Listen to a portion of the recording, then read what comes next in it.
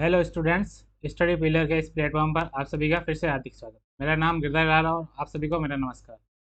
तो स्टूडेंट्स, हम पढ़ रहे हैं जनरल साइंस में एमसीक्यू सीरीज कर रहे हैं। ठीक है, जनरल साइंस की एमसीक्यू सीरीज, जनरल साइंस की एमसीक्यू सीरीज। आज अपन एमसीक्यू पढ़ेंगे, पीरियोडिक टेबल आवर्त सारणी का पार्ट 1 पढ़ेंगे। आवर्त सारणी का पार्ट 1 पढ़ेंगे, आवर्त सारणी। ठीक है, इस आवर्त सारणी के बहुत बहुत अच्छे से क्वेश्चन करेंगे। ठीक है, यहाँ से क्वेश्चन जनरल साइंस में 10 क्वेश्चन आते हैं ना, तो 10 में से एक क्वेश्चन यहाँ से 110% आवर्त सारणी से आना ही आना। ठीक है, आवर्त सारणी एक ऐसा टॉपिक है जो केमिस्ट्री में यहाँ से क्वेश्चन पूछना ही पूछना। ठीक है, समझा है? ठीक है, तो चलो इसको इसके एमसीक्यू करते हैं। ठीक है, तो अपन बढ़ते हैं अपने एमसीक्यू नंबर 1 की ओर। ठीक है, एमसीक्यू नंबर 1 की ओर। अब एमसीक्यू नंबर 1, आवर्त आवर्त 5 में तत्वों की संख्या कितनी है? ठीक है, अब सबसे पहले पढ़ेंगे आवर्त सारणी में आवर्त क्या होता है, ग्रुप क्या होता है। देखो, ये आवर्त सारणी होती है ना, आवर्त आवर्त क्या होते हैं? आवर्त है, ऊपर से नीचे की ओर जाते हैं ना तब आवर्त आते हैं। ठीक है, ऊपर से नीचे की ओर आवर्त होते हैं। क्या होता है? आवर्त। ठीक है, और बाएं से दाएं जाते हैं उसको क्या बोले जाता है? समूह, ग्रुप। ठीक है, यहाँ इसको बोला जाता है पीरियड, इसको बोला जाता है समूह यानी ग्रुप। क्या बोला जाता है? ग्रुप। ग्रुप बोला जाता है। क्या बोला जाता है? ग्रुप बोला जाता है। ठीक है, समझा? समूह या ग्रुप बोला जाता है। ठीक है, अब अब ये पूछ रहा है कि आवर्त 5 में तत्वों की संख्या। देखो आवर्त, देखो आवर्त कितने, आधुनिक आवर्त सारणी में कितने कितने आवर्त होते हैं? 7 आवर्त होते हैं। ठीक है, और कितने समूह होते हैं? 18 समूह होते हैं। ठीक है, ये तो अपन को पता ही है, अपने आवर्त सारणी में पढ़ा था। कितने समूह होते हैं? 18 समूह होते हैं। और तत्व कितने होते हैं और आवर्त कितने होते हैं? 7 होता है। ठीक है, अब हर एक आवर्त में कुछ न कुछ तत्व होते होंगे। ठीक है, तो अब ये पूछ रहा है आवर्त 5 में कितने तत्व होते हैं? आवर्त 5 में ध्यान रखना, हमेशा 18 तत्व होते हैं। कितने? आवर्त 5 में कितने तत्व होते हैं? 32 तत्व होते हैं। कितने? 32, सॉरी 32 तत्व होते हैं। 32 नहीं, 18 तत्व होते हैं। 32 नहीं होते, 18 तत्व होते हैं। कितने तत्व होते हैं? 18। आवर्त 6 में 32 होते हैं। कितने तत्व होते हैं? 18। अपना आंसर क्या? आंसर बी होगा। ठीक है, अब 7 आवर्त होते हैं। अब लेके तो अपन सारे रिवीजन करते हैं। हर एक आवर्त में कितने, पहले आवर्त में कितने तत्व होते हैं? 2 तत्व होते हैं। ठीक है, दूसरे आवर्त में 8। ठीक है, तीसरे आवर्त में 8 तत्व होते हैं। चौथे आवर्त में कितने तत्व होते हैं? 18। पांच आवर्त में कितने होते हैं? 18। छठे आवर्त में कितने होते हैं? 32। सात आवर्त में कितने होते हैं? 32 होते हैं। ठीक है, सात आवर्त में कितने? 32 होते हैं। ठीक है, अब एक चीज याद रखना, छठे और सातवें आवर्त में एक स्पेशल चीज होती है। ठीक है, स्पेशल चीज होते हैं। 32 के होते हैं, स्पेशल चीज क्या होती है? इसमें एफ ब्लॉक के एलिमेंट होते हैं। ठीक है, यहाँ पे क्या होता है? एफ ब्लॉक के तत्व होते हैं। यहाँ पे कौन से तत्व होते हैं? एफ ब्लॉक के तत्व होते हैं। एफ ब्लॉक के तत्व होते हैं। ठीक है, और छठे आवर्त में 32 तत्व होते हैं। उसमें कौन सी सीरीज आती है? लेंथ नाइट सीरीज आती है। कौन सी? लेंथ नाइट सीरीज भी शामिल होती है। Length night series. ठीक है, लेंथ नाइट सीरीज कहाँ से कहाँ होती है? लेंथ नाइट सीरीज होती है 57 से 71 परमाणु क्रमांक के एलिमेंट। क्या कहलाता है? Length night series. और सातवां आवर्त होता है अपना, उसमें भी 32 एलिमेंट। ये कौन सी सीरीज होती है सातवें आवर्त में? सातवें आवर्त में कौन सी सीरीज होती है बताइए? सातवें आवर्त में कौन सी एक्टिनाइट सीरीज? कौन सी? एक्टिनाइट सीरीज होती है। कौन सी सीरीज होती है? एक्टिनाइट सीरीज होती है। ठीक है, अब एक्टिनाइट सीरीज कहाँ से शुरू होती है, कहाँ पे बनी होती है? परमाणु क्रमांक 89 से शुरू होती है, 89 से शुरू होती है, और बंद कहाँ पे होती है?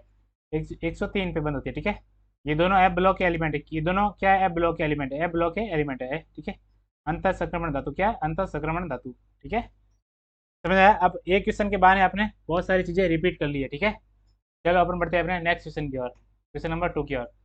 एस ब्लॉक का पहला तत्व कौन सा है? एस ब्लॉक का पहला तत्व कौन सा है बताइए? एस ब्लॉक, अब देखो अपने आवर्त सारणी में कितने ब्लॉक होते हैं? 4 ब्लॉक होते हैं। ठीक है, तो अब एस ब्लॉक का पहला तत्व कौन सा होता है? ठीक है, तो पहला तत्व होता है अपना हाइड्रोजन। हाइड्रोजन होता है। ठीक है, सबसे पहला नंबर ही हाइड्रोजन होता है, और एस ब्लॉक का सबसे पहला तत्व भी हाइड्रोजन होता है। ठीक है, हाइड्रोजन होता है। ठीक है, समझा? अब अब इस ब्लॉक के बारे में और चीज़ें पढ़ते हैं। ब्लॉक के बारे में और चीज़ें पढ़ते हैं। ठीक है, ब्लॉक के बारे में और चीज़ें पढ़ते हैं।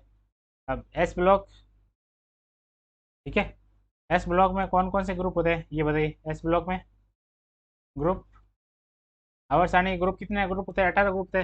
ग्रुप 1 और 2 को क्या बोला था? एस ग्रुप बोला था। ठीक है, अब एस ब्लॉक के बाद आता है डी ब्लॉक। क्या था? D block. डी ब्लॉक में कौन कौन से ग्रुप थे? डी ब्लॉक में ग्रुप 3 से 12 क्या होता है? डी ब्लॉक होता है। ठीक है, ग्रुप 3 से 12 डी ब्लॉक होता है। ठीक है, समझ आया? ठीक है, और डी ब्लॉक को क्या बोला जाता है? संक्रमण धातु। डी ब्लॉक को कैसे प्रकार, किस प्रकार के धातु है इसको बोलता है? संक्रमण धातु वाला ब्लॉक भी होता है। संक्रमण धातु वाला ब्लॉक, ठीक है, वाला ब्लॉक, इसको संक्रमण धातु वाला ब्लॉक भी बोला जाता है, ठीक है, इसको बोला जाता है ट्रांजिशन मेटल। क्या बोला जाता है? Transition metal. ट्रांजिशन मेटल क्या बोला जाता है? ट्रांजिशन मेटल, ठीक है। अब डी ब्लॉक के बाद क्या था? पी ब्लॉक, ठीक है, पी ब्लॉक। अब पी ब्लॉक में कौन कौन से ग्रुप होते हैं? पी ब्लॉक में होते हैं ग्रुप 13 से 18, ग्रुप 13 से 18, ग्रुप 13 से 18, ठीक है। और लास्ट में होता है ए ब्लॉक। ए ब्लॉक और सारणी में ए ब्लॉक होता है। ए ब्लॉक में कौन कौन सी सीरीज आती है? एक लेंथेनाइट सीरीज होती है, लेंथेनाइट तथा एक्टिनाइट सीरीज होती है। एक्टिनाइट सीरीज किस ब्लॉक में आती है? एक्टिनाइट सीरीज किस ब्लॉक में आती है? ये आती है ब्लॉक में, ठीक है। इसको बोला जाता है इंटर ट्रांजिशन मेटल। क्या बोला जाता है? Inter transition metal, transition metal, अंतर संक्रमण धातु, ठीक है। ए ब्लॉक को क्या बोला जाता है? अंतर संक्रमण धातु वाला ग्रुप भी कहा जाता है, ठीक है। समझ में आया? चलो अपन बढ़ते हैं अपने नेक्स्ट क्वेश्चन नंबर 3 की ओर। क्वेश्चन नंबर 3 की ओर, ये रहा क्वेश्चन नंबर 3। अब क्वेश्चन नंबर 3 बोला, आधुनिक आवर्त सारणी का आविष्कार किसने किया था? अब यहाँ पे बहुत सारे लोगों को मैंने देखा कंफ्यूजन है। एक आधुनिक आवर्त सारणी, यहाँ पे सबसे पहले आधुनिक आवर्त सारणी, आधुनिक आवर्त सारणी,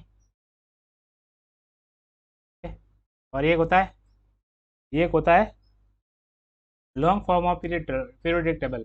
आधुनिक आवर्त सारणी का एक सिर्फ आधुनिक आवर्त सारणी होती है, एक दूसरा होता है आधुनिक सारणी का, आधुनिक आवर्त सारणी का, सारणी का long long form of periodic table, long form of periodic table, ठीक है। अब इन दोनों में फर्क समझिए। देखो आधुनिक आवर्त सारणी सबसे पहले आविष्कार किसने किया था? आविष्कार मैंडलीफ ने किया था। किसने किया था? मैंडलीफ ने। अपना आंसर क्या होना चाहिए? मैंडलीफ। किसने किया था? मैंडलीफ ने। जो मैंडलीफ ने सारणी थी वो भी आधुनिक आवर्त सारणी थी। इसका आविष्कार मतलब जो अपनी आधुनिक जो long form of period table जो अपनी अभी जो मॉडर्न चल रही है ना, अभी अभी इस समय जो आवर्त सारणी चल रही है वो long form of period table चल रही है, ठीक है। उसका बेस किसने रखा था? उसका बेस आविष्कार किसने किया था? उसका आविष्कार किसने किया था? मैंडलीफ ने किया था, ठीक है।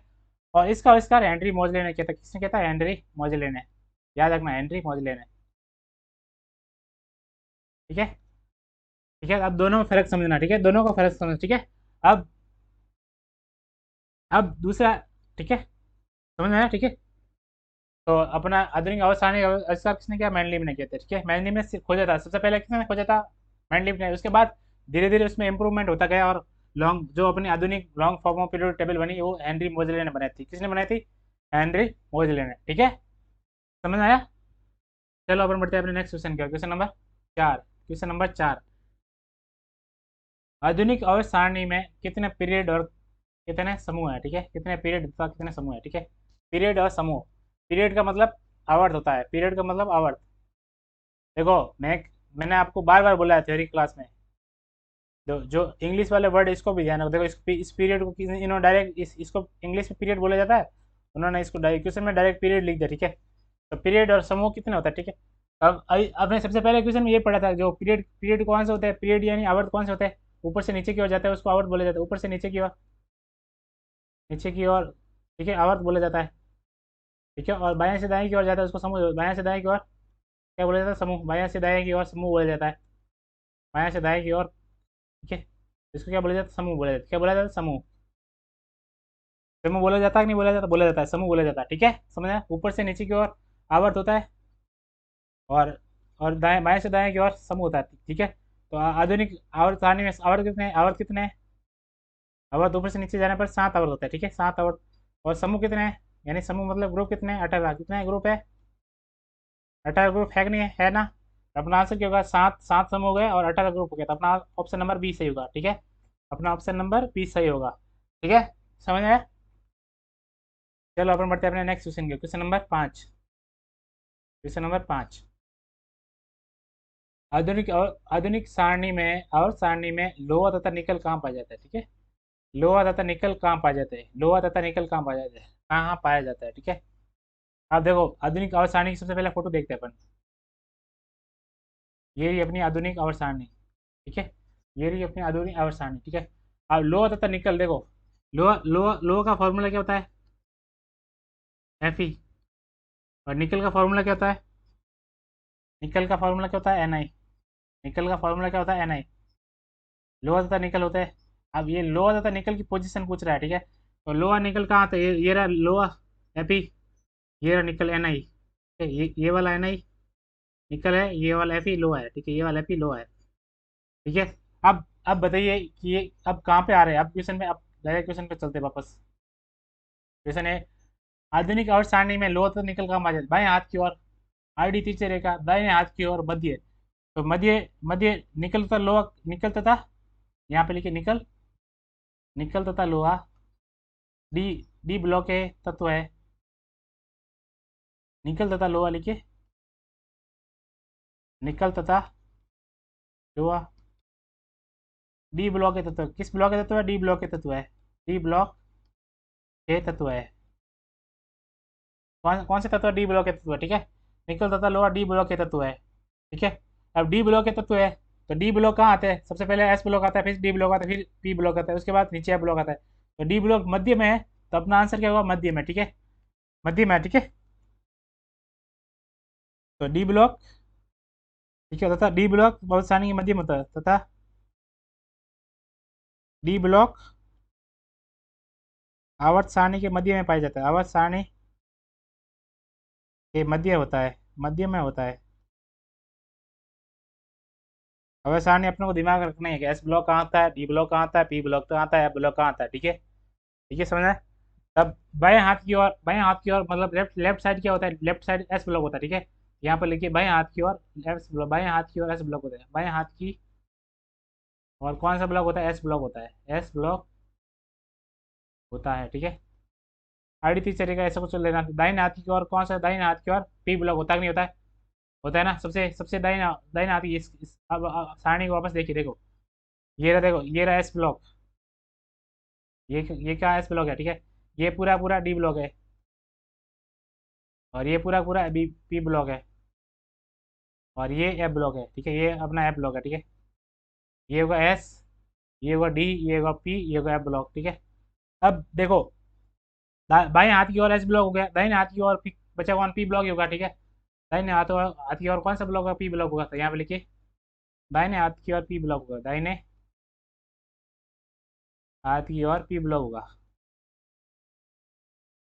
पी ब्लॉक होगा, कौन सा ब्लॉक होता है, पी ब्लॉक होता है, कौन सा ब्लॉक होता है, पी ब्लॉक होगा, ठीक है। चलो अपन बढ़ते हैं अपने नेक्स्ट क्वेश्चन की ओर, क्वेश्चन नंबर 6, क्वेश्चन नंबर 6, आवर्त 6 में तत्वों की संख्या कितनी होगी, अब आवर्त 6 में तत्वों की संख्या बताइए, ठीक है, आवर्त 6 के बारे में बताइए, ठीक है। आवर्त 6 में तत्वों की संख्या कितनी होती है, देखो आवर्त कितना, 1 2 3 4 5 6 7, आवर्त 6 में पहले, दूसरे, तीसरा, चौथा, पांचवा, छठा, सातवां, पहले में होते हैं 2, दूसरे में होते हैं 8, तीसरे में होते हैं 8, चौथे में होता है 18, पांचवा में होता है 18, छठे में होते हैं 32, सातवें में होता है 32, ठीक है। तो आवर्त 6 में तत्वों की संख्या पूछा है, तो आवर्त 6 में कितने तत्व होगा, 32 तक, अपना आंसर क्या होगा, सी हुआ, ठीक है। और ये दोनों कौन से होते हैं, ए ब्लॉक के तत्व होते हैं, ए ब्लॉक के होते हैं, ठीक है। और आवर्त 6 क्या होता है, आवर्त 6 में क्या होती है, कौन सी सीरीज होती है, लेंथ एंड नाइट, याद रखना, बार बार बता रहा हूँ, लेंथ एंड नाइट सीरीज होती है, कौन सी series, length and night series, इसको हिंदी में लिखा जाएगा लेंथ है node, length and node series, ठीक है।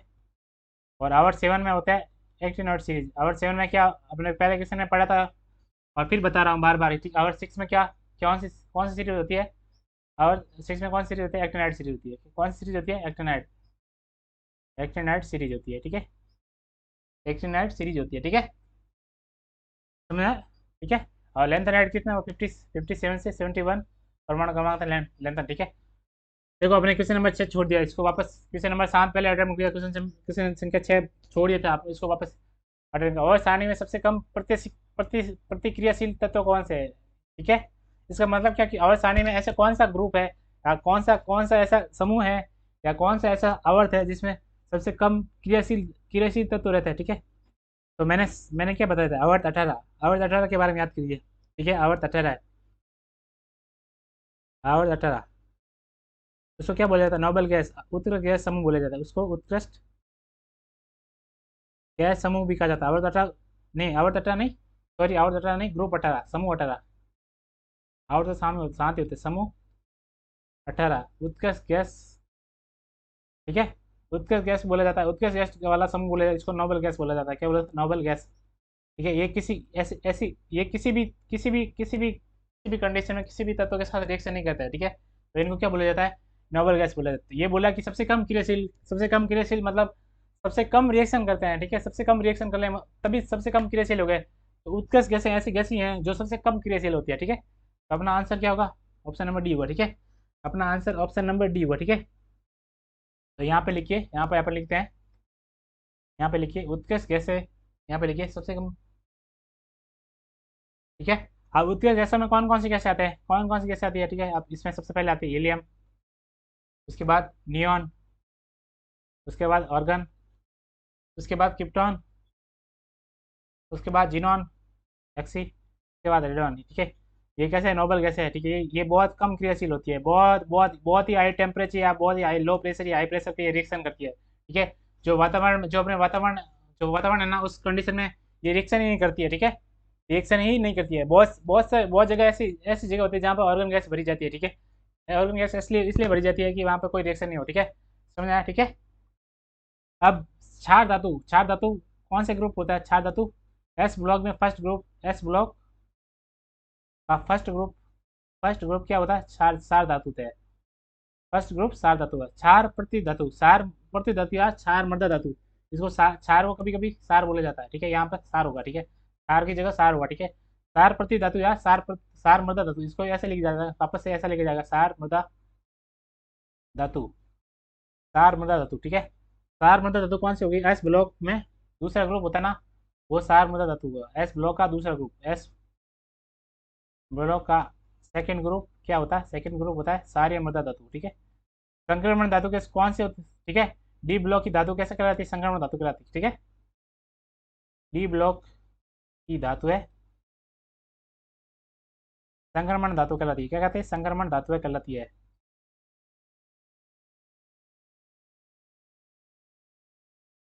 डी ब्लॉक की धातु कैसी धातु कहलाती है, संक्रमण धातु कहलाती है। ठीक है, समझ आया। ठीक है, चलो अपन बढ़ते हैं नेक्स्ट क्वेश्चन की ओर। Question number seven seven question number 7 कर लिया। अपन बढ़ते हैं क्वेश्चन नंबर 8 की ओर। क्वेश्चन नंबर आवर्त सारणी में बाएं से दाएं धात्विक गुण होते हैं। ठीक है, ये बोला है कि आवर्त सारणी है ना, ये अपनी आवर्त सारणी है। ठीक है, ये अपनी आवर्त सारणी है। ठीक है, अब इसमें इसका बायां सिरा ये है, ये बायां सिरा होता है, ये होता है दायां सिरा।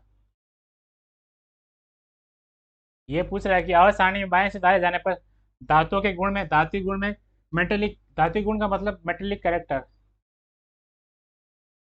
कैरेक्टर मतलब उसमें धातुओं का गुण आया, धातुओं का और ज़्यादा गुण आया। ठीक है, तुमने अब ये बताना कि ये बताना था कि यदि आधुनिक आवर्त सारणी में बाएं से दाएं जाए तो धात्विक गुण का क्रम क्या होगा, बढ़ेगा घटेगा, बढ़ता और घटता है, समान रहता है। ठीक है, ये 4 ऑप्शन है। ठीक है, अपने पास 4 ऑप्शन है। ठीक है, तो यहाँ पे अपना ये एक चीज़ याद रखना, यदि आवर्त सारणी में बाएं से दाएं जाए तो धात्विक गुण कम होता है, घटता है। ठीक है, अपना ऑप्शन नंबर बी। तो यहाँ पर लिखिए आवर्त सारणी में, यहाँ पर 2 चीज़ें लिखेंगे अपन। आवर्त सारणी में